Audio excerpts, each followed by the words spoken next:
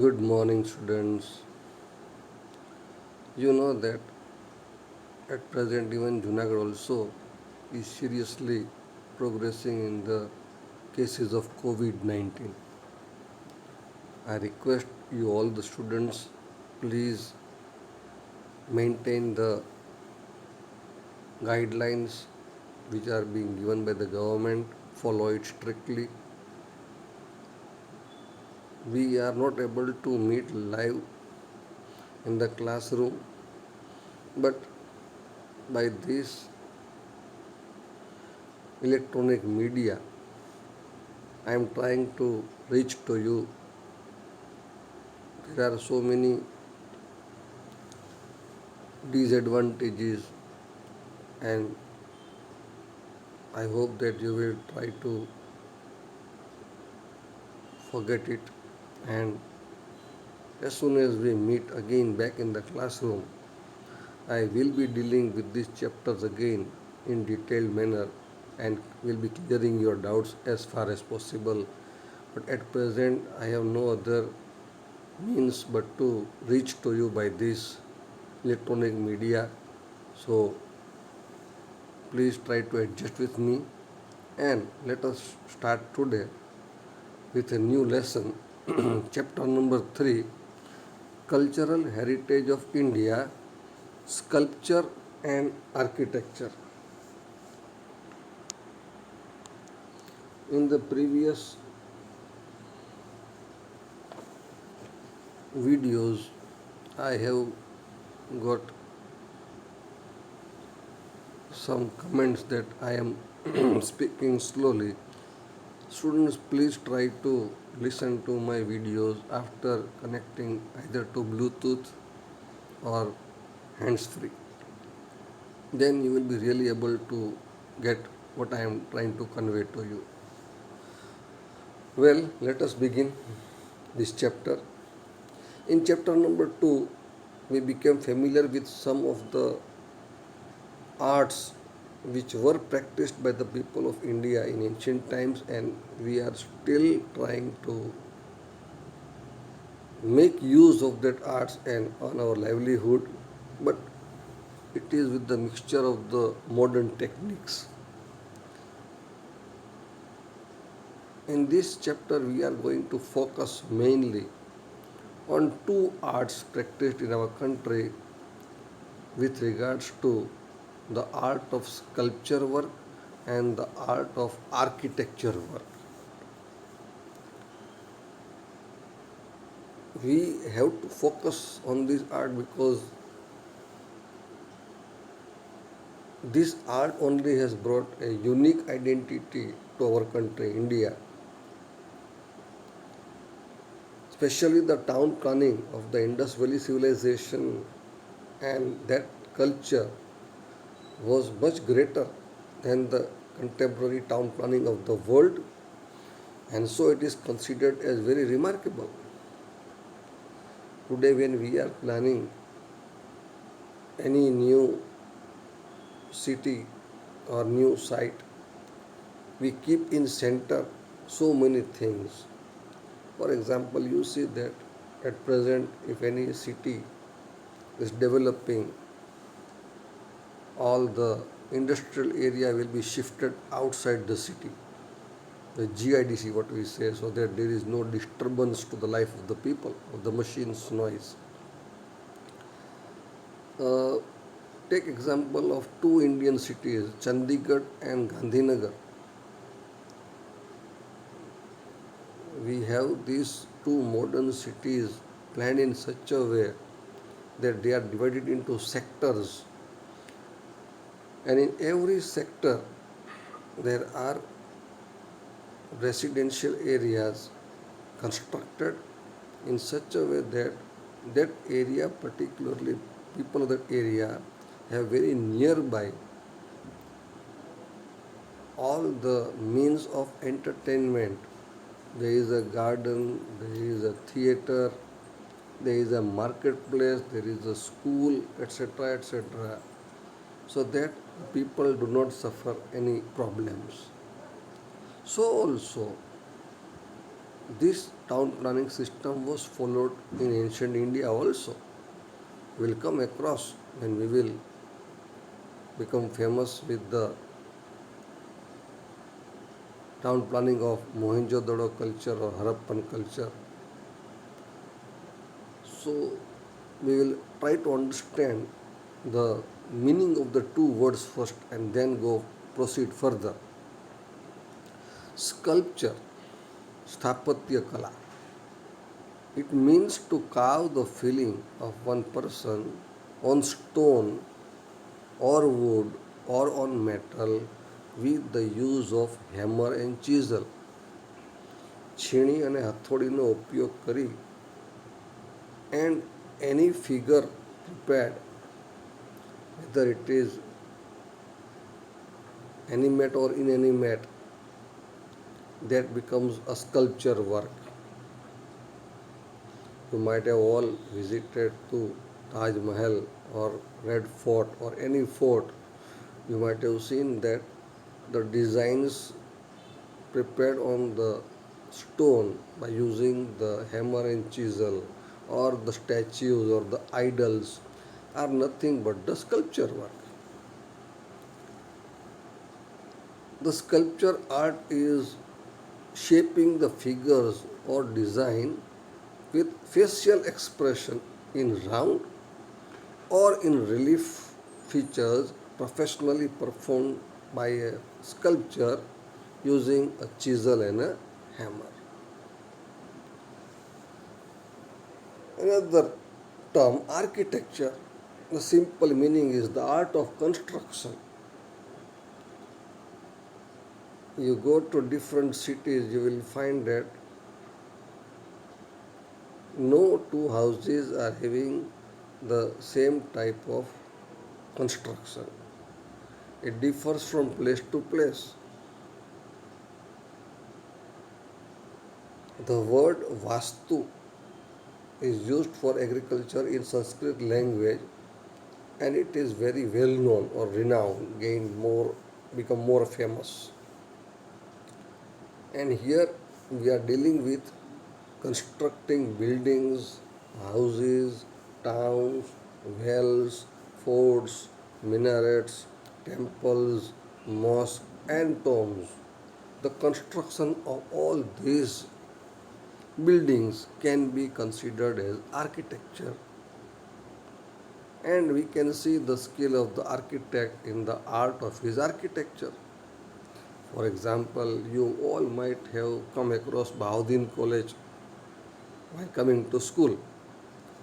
I request you students that when the college is having its sessions, you try to go to visit, not nowadays, mind well, when this COVID 19 gets over. There is a central hall in this Bahauddin College and it has no pillars.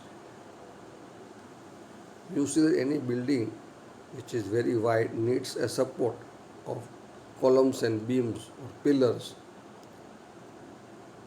But this central hall has no pillars, mind well, and constructed in such a way that nearly all the students of the college can assemble in that central hall. That is the art of architecture. Now we come to the ancient Indian town planning. Our country, India, acquired expertise in the field of town planning since ancient times, and we have the remains of many such towns found when there was the excavation work done by the archaeological department. You might have heard this abbreviation ASI, Archaeological Survey of India. This department is trying to preserve all these sites which have been excavated.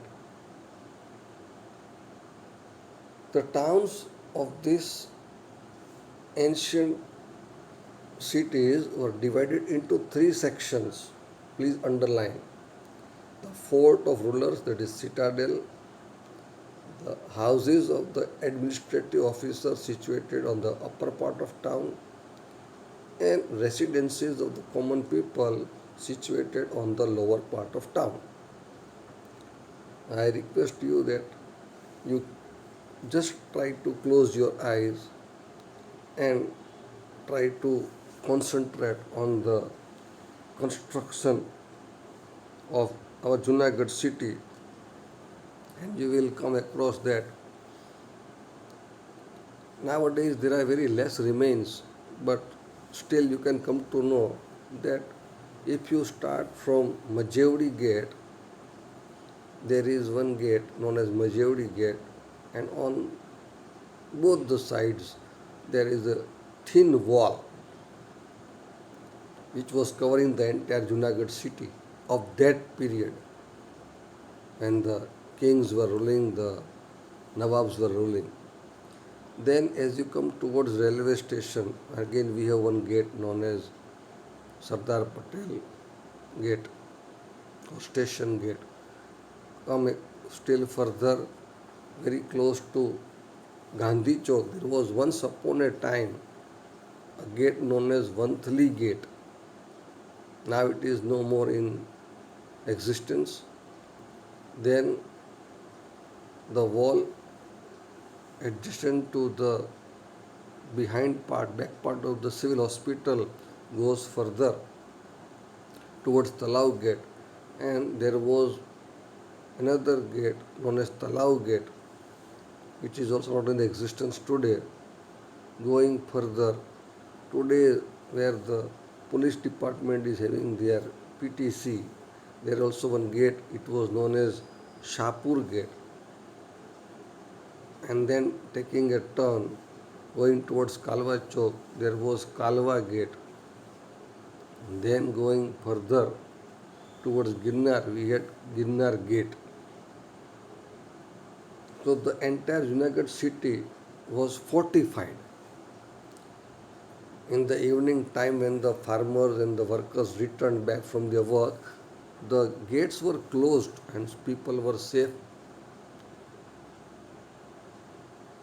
That was the citadel. Then again you see on a height we have Upperkot, the houses of the administrative officers situated in the upper part of the town, and in the lower area all the people were residing. So we can have this type of idea that in earlier times this was the system followed by while keeping in mind the town planning. So 3 points: forts for rulers were constructed on the upper part of the town. Second, upper part of the town was safe and protected with houses having only 2 to 5 rooms where the royal people were living, administrative people were living, and on the lower part, the construction was done with handmade bricks, and common people were residing over there. People of Indus Valley civilization have developed many more beautiful as well as systematic towns than any other civilizations of the world. This we should keep in mind because from the architectural point of view, they all are differing. And among all of them, Harappa and Mohenjo-daro had the best town planning. Mohenjo-daro. Actually, in Sindhi language, Mohe means mud and Dado means a heap. Mohenjo-daro means heap of mud, it should be, but in the textbook it is given to you the heap of dead. We will follow as given in the textbook. In 1922, the archaeologist named, please underline, Rakhaldas Banerjee and Dayaram Sahani, they were able to find out the remains of the huge town planning while doing the excavation work which was being carried under the guidance of Sir John Marshall and Colonel Mackay in the Larkhan district, which is now in Pakistan, of Mohenjo-daro. As the book says, Mohenjo-daro means the heap of the dead. But actually, in Sindhi language, Mohe means mud, and so Mohenjo-daro means the heap of muds. Construction of the town, that is municipal composition. From the viewpoint of town planning, Mohenjo-daro has the best type of town planning. Please underline, houses were built on high plinth to protect them from flood and dampness. Flood you are aware, but dampness means bhej. So houses in that time were built on high plinth. Students, you see that when today we are constructing any house, we lay the foundation, જેને કહેવાય પાયા ભરવા. We dig the ground and then fill it with uneven stones, sand, and clay, and then we try to lift it somewhat higher from the ground and then construct. That is known as plinth. So these houses were also having the height. As soon as you try to enter the house from the roadside, you have to climb the steps. That was to avoid the water of the flood entering into the house, and as well as because of the water, the houses may not become wet or with dampness. ભેજ ના આવી જાય. This idea was being used by the people even in those days, what we are using today, mind well. So they had a very high, we can say, extraordinary knowledge of construction, mind well. Page number 19. These houses were single storied and they were having 2 to 3 rooms. And the town was fortified, means the entire town was having a boundary. A wall was constructed, very high wall, so that no enemy can enter or attack directly, mind well. The main entrance of the house is always open on the side lanes and not on the main roads. Today, when we are constructing a house, we always try to keep our entrance on the main road. But these people of Harappan civilization, when they constructed the houses, their entrance were not on the main road but on the side lanes. And we still do not come to know why they used to construct the houses in such a manner. The remains of the storehouse, the kitchen and bathroom were also found in every house. Students, if you go to a village today also, you will see that there are many villages where people do not construct a bathroom or a toilet. Awareness is not there, but these people were aware in those days also that every house had a storehouse, kitchen and bathroom, and there was a very perfect and proper arrangement of the doors and windows, so that is well ventilated, so that the houses were airy and ventilated. From one direction the wind could enter and from other direction could pass, so the entire atmosphere remained cool and pleasant. This was regarding the housing. Now we come to the roads, very important. Transportation facility should be given more importance because on that infrastructure only everything is depending. The main feature of the town planning of the ancient civilization of India was roads. Please underline the size. The roads were 9.75 meters wide, approximately 10 meters.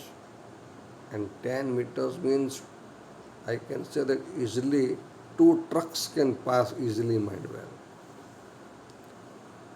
The small link roads cross the major ones at right angles. If you go to Gondal or any town of Gondal state, you will see that all the roads are meeting at right angles. જ્યાં ચોક આવે, cross road આવે, there is a right angle formation. That is not seen in many of the towns today also. You have to take either a round turn or a crooked turn and there is a crossroad. But in these cities of that period, they were meeting at right angles and all the roads, that means very simple, they either ran from north to south or east to west. These roads were so wide that enough vehicles could pass at a time. There were pits, khada, on the roadside which suggested there might have been lamp posts to light the lamps during the night time. These lamp posts and the pits might have been constructed. Even in Junagadh, Mandvel, I remember that my father used to say that on all the roads there were lamp posts. થાંભલા હતા અને એની ઉપર એક ખાનું હતું. People used to come in the evening time, those who were given this duty, they would put the oil and burn that lamp so that in the entire city there was enough brightness in the night time also. Then electricity came into existence and we had the lights mind well. Roads of the town were straight main roads without any turns, so the main roads had no turns, direct turns. And this is the speciality of this ancient town planning of this Harappan culture. There were two main roads going from north to south, another going east to west, and both were crossing at right angles. Another important feature, drainage system. Students, in the earlier syllabus, this drainage system was discussed in a very detailed manner. I don't know why they have now made it into a very short of only 4 lines. It was a question asked for 2 marks. They write a short note on the drainage system of Mohenjo-daro or the Harappan culture or Indus Valley civilization. Anyway, drainage system means the system to throw away dirty water. We cook the food, to wash the vegetables, we need water. To take a bath, we need water. To wash the utensils, we need water. And all that water which is used and becomes dirty after its use, it should be thrown in such a way that our health is not disturbed. In villages, you see there is no gutter area, gutter system, drainage system. So people throw all the water on the streets, mind well. It has to get dried only by the sun rays. And all the germs, the mosquitoes start breeding and diseases are spread. But in those time, Indus Valley culture also, there was a very nice drainage system. And such a drainage system was found nowhere except in the island of Crete in the Mediterranean Sea. Please underline. Nowhere else this system was found. In India and in the island of Crete in the Mediterranean Sea. This system was constructed to drain or to remove the dirty water from the town. Each and every house had a cesspit, khad kuo.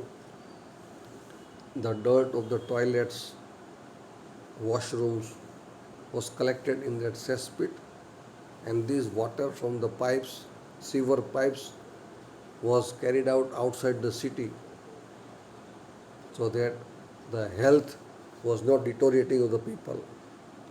So we have to feel very pride that this planned systematic and efficient drainage system clearly proves that people of that time, that area, that period were very careful about their health as well as about their hygiene. Public bath in Hindu religion, people have importance of taking a bath on some occasions. People feel that if they take a dip in river Ganga, all their sins are washed away. When they cremate a person who is dead and they bury the person, cremate the person, then also after that they feel that they should clear their body by taking a bath. So a huge bath was excavated at Mohenjo-daro. There was an arrangement to put fresh water in and dirty water out. As today we have Damodar Kund in Junagadh. The water which flows from the Mount Girnar is collected there, and people either for the holy festivals or when they cremate a person, they go to Damodar Kund and take a bath. So we have found this public bath also at Mohenjo-daro, and we can conclude that these public baths might have been used on festivals as well as religious ceremonies. There were facilities for providing hot water or and also small rooms to change the clothes on the periphery as we have in the Damodar Kund. Public buildings. We have been able to locate two huge buildings at Mohenjo-daro. We are not sure, but we can conclude, seeing the size of that building, that they might be used to assemble a big number of people, either as a town hall or as a theatre or administrative office or even granary to store the food grains, the warehouse. Also, we have been able to locate a barrack of such buildings where we think that the soldiers might be kept there, they might be living there to accommodate the soldiers. Harappa. In 1921, under leadership of Sir John Marshall and Colonel Mackay, Dayaram Sahani discovered very ancient remains of Indian civilization from Montgomery in Punjab district near Harappa. The remains of Indus Valley civilization were also found from different parts. Please underline them. Rapar in Himalayan region, Alamgirpur at Meerut in Uttar Pradesh, Kalibangan in Rajasthan, Lothal very close to Dhodka in Gujarat, Deshalpur, Shikarpur in Kutch, Dhodavira, Rangpur, Dhodavira in Kutch, and Rangpur near Limbdi in Saurashtra, Trinathgarh or Rosadi near Gondal, Kuntasi near Morbi and Somnath, etc. Please underline. These are the places from where we have been able to find out the remains of the Harappan civilization. The area of Sapta Sindhu, where the seven rivers were flowing, is considered as a region of our Indian culture. The five of Punjab and Ganga Yamuna. The culture which developed there is known as Indus Valley civilization. The remains were found first of all from Harappa, that is why it is known as Harappan civilization. Copper as well as stone weapons. Copper was the metal which they used, and we have been able to find out from the remains. And also they were using stone weapons. So we can call that the Harappan age can be also known as copper and stone age. Town planning of Harappa civilization was very systematic. The granaries and the forts were remarkable, and people of that age were fond of wearing ornaments, and such remains have been found. There may be the industry of making ornaments because the weapons found very clearly instigate us to seriously believe in that because they were able to make a hole on metal manual in that period. Dodavira, very close to our Saurashtra area in Kutch, a huge and systematic ancient town contemporary to Harappan civilization has been found 2 kilometers away from Dhodavira village at Khadirbet in the vast desert of the Bhachau Taluka, which is 140 kilometers away from Bhuj. Please underline. So traveling towards Bhachau from Bhuj, nearly 140 kilometers, and very close to Khadirbet, only 2 meters away from Khadirbet, a village Dhodavira has been found which possesses the huge and systematic ancient town planning which can be contemporary of that same period to the Harappan civilization has been found. You can see in the picture. Archaeological Department of Gujarat surveyed this heap of ruins. After this, the officers of the Archaeological Department undertook the research work in the year 1990. Special task of excavation was carried out under guidance of Ravindra Singh Bisht. The remains at Dhodavira, the palaces, the main walls of the towns were painted with white color. Such type of fortified walls encircled towards the town, which suggest very clearly that the security was maintained at that time also. This wall was made up of clay, stone, bricks. Potable water was available here as well as proper system of water purification was also set up here which is not made available even to all in the modern age. So providing pure water to the people was also available at that time, which today also in many villages we are not able to provide them. We have to dig a bore and use the water directly. Lothal. Lothal located or situated in Dholka Taluka of Ahmedabad district. It is a place between two rivers, that is Bhogavo and as well as Sabarmati. You can see in the picture itself. This Lothal is 18 kilometers far away from the Bay of Khambat, Gulf of Khambat, from where 3 layers of human habitats were found. Also, a huge dockyard was constructed to facilitate ships the time of high tides in the eastern part of the town. And this only is a unique feature of Lothal. Such type of dockyard, storage shops are providing a proof that we were able to have the relations with the foreign countries in that time also. So we were exporting and importing.